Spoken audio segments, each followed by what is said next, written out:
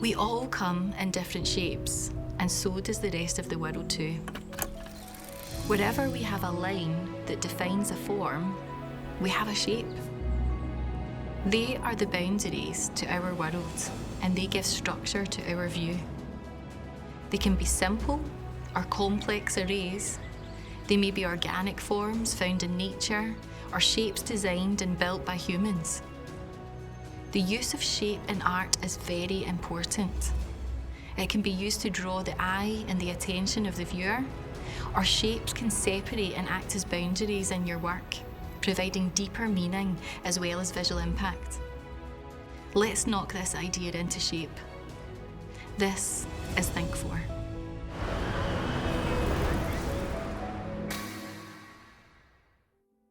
Let's unpack David Hockney's approach to shape and look at Portrait of an Artist, Pool with Two Figures, painted in 1972. This painting includes the three main themes reoccurring in Hockney's work at the time: swimming pools, double portraits, and homosexuality. This painting was the result of a heartbreak. The standing man in the pink jacket is Peter Schlesinger, Hockney's ex-lover. Hockney is portraying his torture at looking at Peter looking at another man. How does shape play a key part in this painting, and how can we identify the connotations behind its use? Let's consider contrasting shapes within the composition. The geometric and regimented shapes of the patio contrast with the rounded, organic shapes in the pool water. Hockney could have used this obvious contrast to portray the difference in personalities of the two men.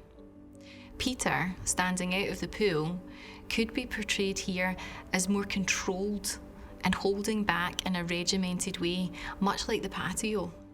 Whereas the swimmer is portrayed as much more relaxed and carefree in the water. There is a contrast between clarity and fuzziness within the shapes. The shape of Peter is very clear, especially his face. This contrasts with the blurry shape of the swimmer, who has come across as quite anonymous. This gives us an insight into the artist's relationship and familiarity with Peter. He knows this man and the shape of his face intimately, whereas the swimmer is unknown, an unclear shape and a threat to his happiness. When analysing a painting, it is important to consider all factors regarding the prompt you are being asked to analyse. Here, we look to the shapes appearing in the background. The organic shapes in the landscape point symmetrically into the centre of the painting. This draws direct focus down to the swimmer. The hill is flush with Peter's direction of sight, letting us know that all of his focus and attention is on the swimmer and potential new love interest. A comment could also be made on Hockney's overall use of shape within the painting and how you could describe it. The majority of the shapes are clearly defined throughout the composition, creating a graphic and clean-cut feel to the painting. This element of control almost creates a feeling of tension, possibly between the two figures, or even Hockney himself in his own portrayal of his feelings towards the scene before him. Hockney's use of shape to portray the raw emotion of picturing his ex-lover desiring someone else is powerful. It is also a painting that sold for $90 million. So shape matters in your art.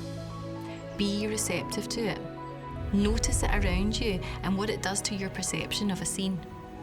See how artists have used it to control the experience for the viewer and the meaning of their work. The impact of shape is powerful in art, so make sure you are in shape to use it properly.